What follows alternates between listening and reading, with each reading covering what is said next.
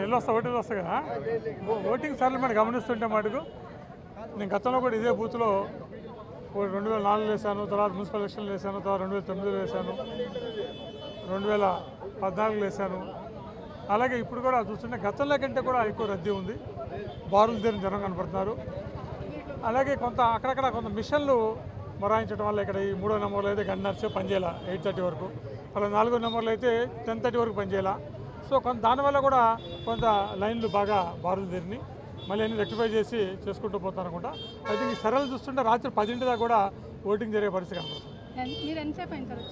నేను 9:45కి వచ్చాను. ఇప్పుడు ఆల్మోస్ట్ సుమారు గంట దాటిపోయింది.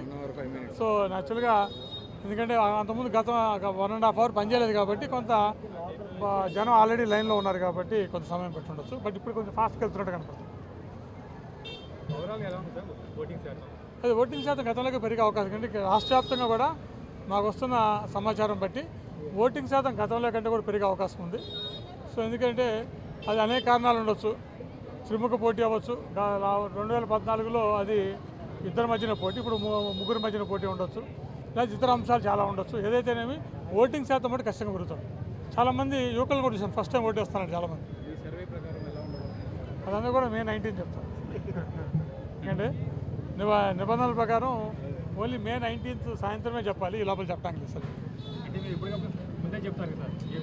అదే అంటే 23rd counting, 19th last phase కాబట్టి ఆ లోపల చెప్పొచ్చు. నేను గతంలో కూడా చెప్పాను ఓటింగ్ అంటే ముందు చెప్పొచ్చు, కానీ పోలింగ్ అంటే పోలింగ్ తర్వాత మటుకు లాస్ట్ ఫేజ్ వరకు ఆగాల్సి వస్తుంది కాబట్టి 19 మే ఆ రోజు ఈ లోపల అంచనా వేసుకొని ఖచ్చితంగా అన్నీ కూడా నిబంధన ఏంటంటే ఒకసారి ఫేజ్ ఎలక్షన్ స్టార్ట్ అయితే లాస్ట్ ఫేజ్ ఎలక్షన్ ఎవరికి ఎవరు చెప్పడానికి. రాష్ట్ర వ్యాప్తంగా ఈవీఎంల గురించి ఇలానే ఉంటుంది, దానిపై అదే చూశాను, పొద్దున్నే కూడా టీవీలో చూశాను. చాలా దగ్గర ఈ విధంగా ఈవీఎంలతో కొంత ఇబ్బంది వచ్చిందని చెప్పారు. అలాగే నేను ప్రత్యక్షంగా నా బూత్లో కూడా చూశాను, నా పక్క బూత్లో కూడా చూశాను. సో మరి ఇదంతా ఎలక్షన్ కమిషన్ పరిధిలో జరుగుతున్న అంశం కాబట్టి మనం